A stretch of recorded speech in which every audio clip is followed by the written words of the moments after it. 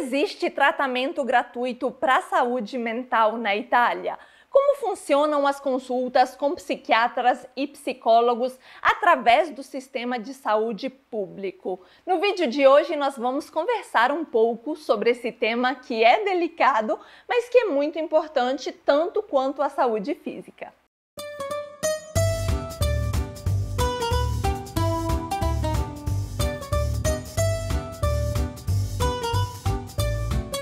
Antes de mais nada, já quero pedir desculpas caso estejam ouvindo um ruído de fundo, uma trilha sonora que é o meu ventilador, porque, gente, está impossível fazer qualquer coisa dentro de casa e fora dela sem ar-condicionado ou ventilador. Então, se eu ficasse com a janela aberta, era o som, o barulho altíssimo das cigarras. Se eu ficar com a janela fechada, eu preciso do ventilador para conseguir sentar aqui um tempinho e gravar para vocês. Então relevem, peço que foquem no conteúdo, caso esteja dando para ouvir.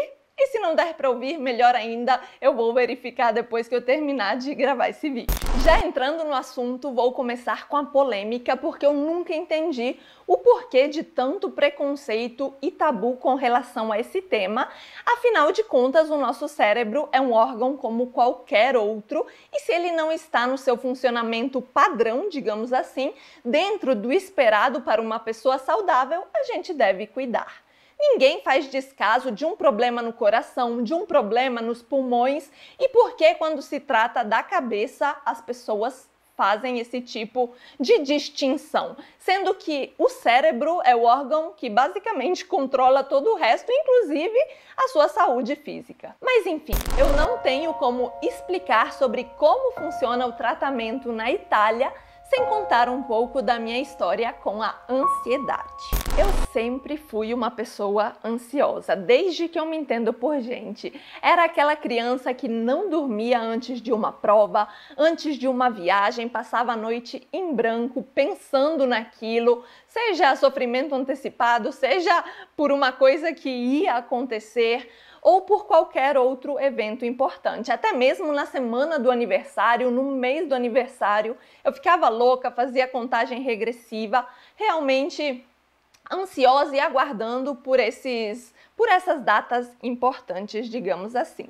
O primeiro episódio mais intenso que eu tive foi com 12 ou 13 anos, porque eu jogava vôlei. E no meio de uma partida eu tive a primeira crise de ansiedade, que eu não sabia na época ainda que fosse uma crise de ansiedade, porque eu nunca tinha passado por aquilo. A taquicardia, aquela sensação de peito comprimido, a falta de ar, o não conseguir ter nenhuma ação no momento. E quando eu fui levada para o hospital pelos meus pais, fizeram todos os exames possíveis, o coração estava normal, os pulmões estavam normais e foi diagnosticada uma crise de ansiedade. Porque sim, a ansiedade faz isso e muito mais. É uma coisa mental que se transforma em algo físico. Dali pra frente, eu continuei lidando com isso por vários anos, porque afinal de contas, a ansiedade é um sentimento normal, assim como o medo. É como se fosse um instinto de sobrevivência do nosso corpo a uma situação de perigo. O problema surge quando isso se torna um empecilho e começa a atrapalhar a nossa vida, o nosso cotidiano, justamente por viver nesse estado de alerta constante, mesmo quando não há um perigo real. A minha ansiedade piorou bastante quando eu mudei para a Itália em 2018. Isso porque eu vim sozinha, eu estava longe do meu marido, tendo que enfrentar várias situações desafiadoras, completamente novas para mim, em um país onde eu já conhecia, mas estava novamente sozinha, sem uma rede de apoio no local para me auxiliar com todas as questões burocráticas do dia a dia, para tudo literalmente. E eu sempre fui também uma pessoa mais introvertida. Gosto de ficar sozinha, com poucas pessoas, grupos pequenos, e acredito que muito disso devido ao ter sido filha única. E acabei sendo obrigada, entre aspas, a aceitar a minha própria companhia e lidar bem com isso. Porém, Inconscientemente, eu estava começando a evitar toda e qualquer situação que me colocasse frente a conhecer pessoas novas e fazer interações sociais. Nos últimos 2 anos, diria eu, sair de casa estava virando um terror. Gente, só o fato de pensar em ter que encontrar alguém me deixava com um sentimento de angústia indescritível. Eu sabia que depois do encontro ia ser legal, eu ia gostar de socializar, de sair, mas o sentimento que me impedia de fazer isso era muito maior. E sempre foi uma luta, por exemplo, aqui em casa, porque o Rodrigo, ele adora sair, tá fora de casa, tá com pessoas, e eu tava tendo esse bloqueio muito forte dentro de mim. Sempre pensei que fosse algo da minha personalidade, que estivesse mais ressaltado nesse momento, porque afinal eu não sabia como era ser uma pessoa com ansiedade controlada ou sem ansiedade, né? Por enquanto, tudo tranquilo, entre aspas, até que chegou janeiro deste ano, quando a minha vida pessoal, profissional virou de cabeça para baixo e a gente teve que tomar decisões repentinas, muito rápidas, drásticas, e toda essa sequência de fatos, com também a compra da casa, deixaram a minha sanidade mental no nível abaixo de zero. Foi para um beleléu, digamos assim. Logo no início do ano, quando a gente está com as metas e os planejamentos a todo vapor, aquela motivação lá em cima para fazer acontecer, eu comecei a ter crise de ansiedade todas as noites. Em um momento em que me deitava na cama, teoricamente onde era para eu relaxar, a minha mente não parava. Começava 1 milhão de pensamentos, um turbilhão de preocupações, inclusive nada a ver com nada, e aquele choro desesperado, incontrolável, falta de ar, taquicardia, que só quem já teve crise de ansiedade ou ataque de pânico, que é ainda pior, já pôde perceber, né? É um sentimento horrível. Foi assim por algumas semanas, sem contar com o estresse à flor da pele, a irritabilidade, o nervoso. E graças a Deus eu tenho um companheiro que me ajuda demais nessas horas e ele tem um poder incrível de me acalmar. Ele me ajudava com a respiração, me ajudava com palavras para me tirar realmente desse estado de crise e foi essencial. Até que aconteceu um episódio, uma noite específica, depois de algumas semanas dessa forma, em que ele me fez uma simples pergunta. Gi, você quer ajuda? Ele não me julgou, ele não falou que eu estava de frescura, ele não falou você precisa de ajuda. Ele me acolheu e ele me fez uma pergunta. Nesse momento, parece que saiu uma tonelada assim das minhas costas e tudo que eu precisava ouvir era essa palavra, ajuda. E que estava tudo bem eu não conseguir fazer isso sozinha. Aquela foi a noite mais bem dormida de todo esse período turbulento, porque eu sabia que ao acordar eu teria como buscar uma solução, ou seja, ajuda. Foi assim que, no dia seguinte mesmo, eu liguei para o consultório do meu médico de base para agendar uma consulta e perguntar sobre como funcionavam as terapias psicológicas através do sistema de saúde público aqui na Itália. E o Rodrigo foi comigo na consulta. O que eu não sabia é que, contando tudo para o meu médico, abrindo realmente o coração e me entregando ali naquela situação, sem filtros, eu não tive vergonha nenhuma de explicar o que estava acontecendo. Eu comecei a chorar, e um choro descontrolado. Eu não estava conseguindo lidar com os meus próprios pensamentos. Quem já passou por isso sabe como é. Você não consegue se concentrar em um só pensamento porque tem muitos ao mesmo tempo e você não consegue ouvir a sua própria cabeça. É terrível. A ansiedade é uma coisa de louco. De louco é metafórico, tá? Claro que ninguém ansioso é louco. Mas enfim, vocês já entenderam que eu sou totalmente contra esse tipo de preconceito. Enfim, comecei a chorar descontroladamente com o meu médico. Ele me falou as seguintes palavras. Eu não vou só te prescrever a consulta psicológica. Eu gostaria que você fizesse um exame de sangue hormonal completo para a gente ver se isso pode ou não ser hormonal. Porque de uma forma ou outra eu tomo anticoncepcional e isso pode estar afetando também o psicológico, o que no caso foi demonstrado com os exames que não era. Vou te prescrever, te encaminhar para um psiquiatra, porque você já está em um quadro clínico. E a gente precisa tirar você desse estado de confusão mental, de névoa absoluta e que está se tornando também algo físico. Isso ele viu na própria consulta, porque eu tive tremedeira, taquicardia, tudo relacionado à crise de ansiedade. E eu vou te prescrever um antidepressivo. Nesse momento, para mim, foram 3 choques. O primeiro choque foi porque eu não fazia ideia que o médico de base poderia receitar esse tipo de medicamento, que aqui é chamado de psicofármaco. Como eu não fui com essa intenção, eu fui para buscar ajuda, eu não sabia que ele poderia fazer isso. O segundo choque foi porque eu, totalmente leiga, não fazia ideia de que transtorno de ansiedade se cura com antidepressivo. Para mim, antidepressivo era só para depressão, mas esse é o nome do medicamento. E o terceiro choque foi, na verdade, uma situação de alívio, porque eu tinha entendido que aquilo poderia me ajudar. Para quem não sabe, como eu também não sabia até pouco tempo atrás, ser uma pessoa ansiosa é diferente de ter um transtorno de ansiedade.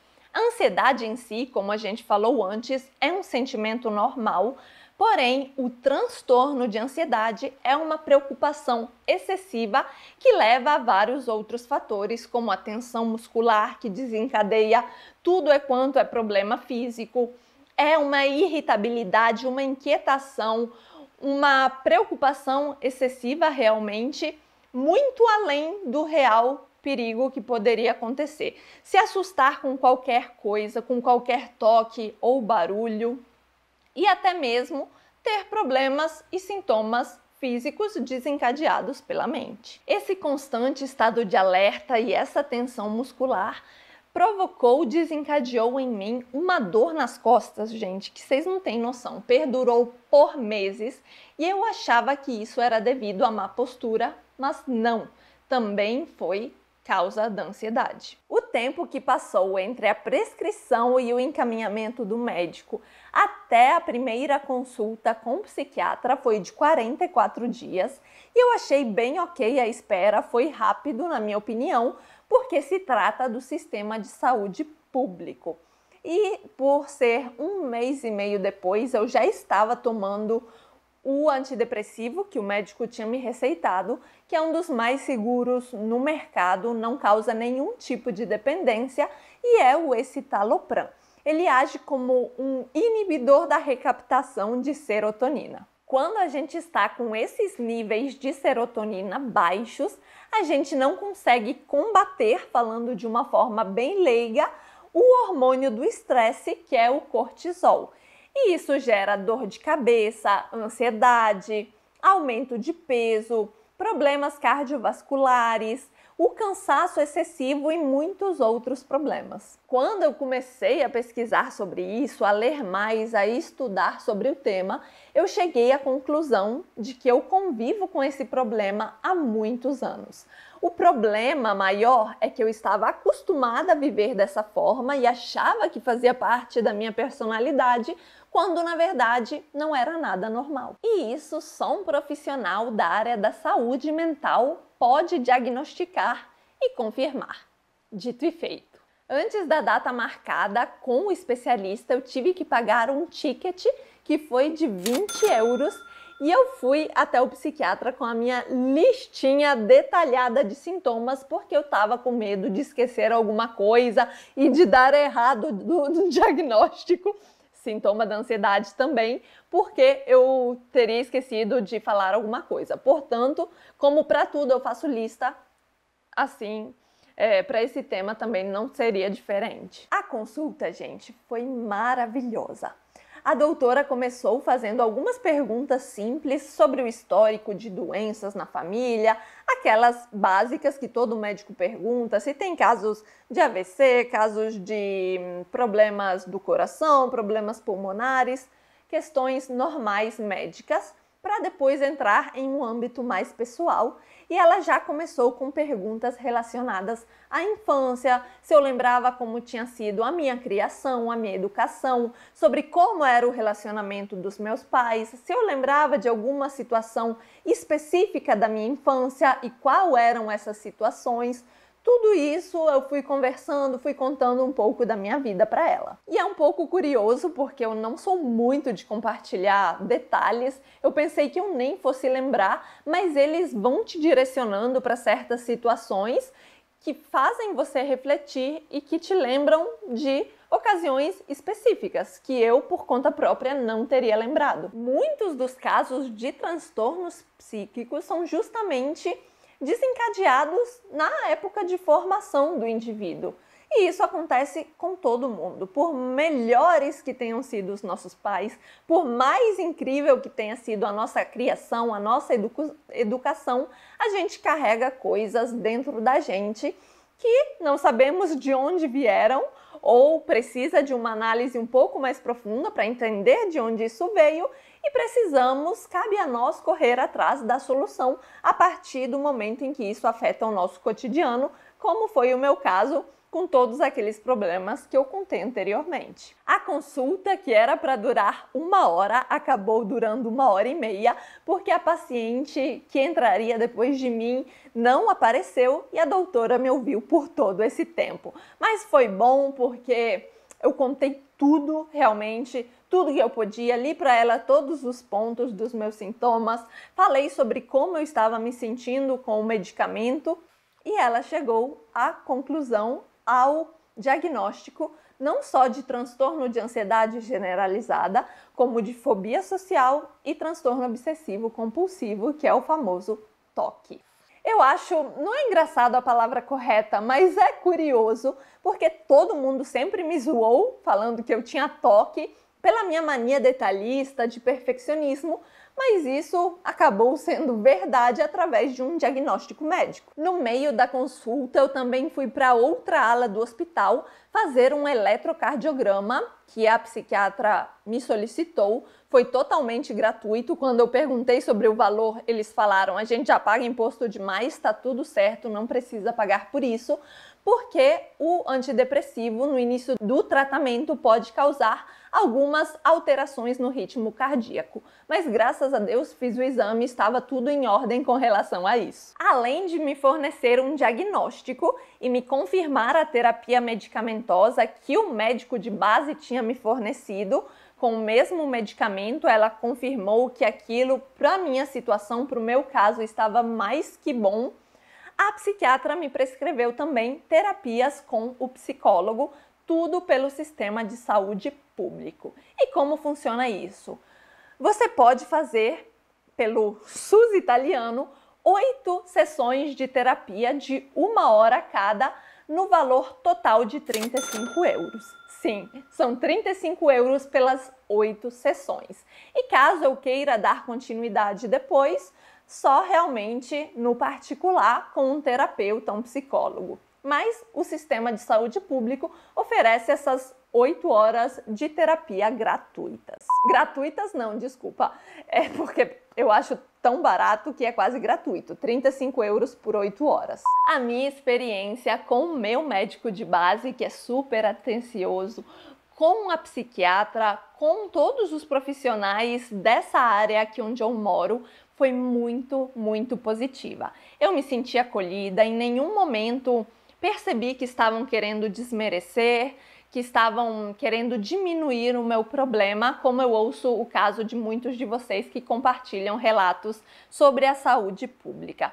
Mas vale ressaltar também que estamos no Vêneto e a minha experiência é sobre a que eu tive na cidade onde eu moro. O Vêneto é a região com a melhor saúde pública da Itália, então com certeza outras pessoas terão experiências diferentes da minha e caso você tenha passado por isso, gostaria de ler o seu comentário aqui abaixo me falando a região, a cidade, se possível, e o tratamento que você recebeu nessa área específica da saúde pública. Com relação ao custo do medicamento, aqui os antidepressivos são categorizados como fármacos chamados mutuabile. E eles são de faixa A. Isso significa que o custo do medicamento é total ou parcialmente pago pelo sistema de saúde público. No caso desse especificamente, a caixinha tem o valor de 16 euros, mas o paciente só paga 2 euros, então podemos considerar que é praticamente gratuito. Eu só tenho a agradecer por todo esse processo que foi de grande aprendizado para mim, mas principalmente porque eu voltei a ser a Georgia que eu não lembrava existir. Essa garota, mulher animada, que tem vontade de fazer as coisas, determinada, bem-humorada, divertida, alegre, feliz, introvertida sim pela sua personalidade, mas também sociável e muito comunicativa. Esse vídeo não é só para explicar como funciona a saúde mental pelo sistema público na Itália, mas também para que vocês entendam que todo mundo tem problemas, que a vida de ninguém é perfeita e não é porque a gente mora aqui que a nossa seria. Se você se identificou comigo em alguns ou até todos os pontos desse vídeo, ou se você está tendo recentemente comportamentos que você não reconhece, busque ajuda profissional, porque todos nós precisamos nos cuidar, e não só falando da parte física, mas também da parte mental, que, como já falamos em cada minuto desse vídeo, é super, hiper, mega, blaster importante. Se você gostou desse assunto, desse tema, desse vídeo, não vai embora sem deixar o seu joinha e se inscreve aqui no canal caso você ainda não seja inscrito, porque temos muito conteúdo e notícias sobre a vida na Itália. Noi ci salutiamo qui, um bacio e até o próximo vídeo.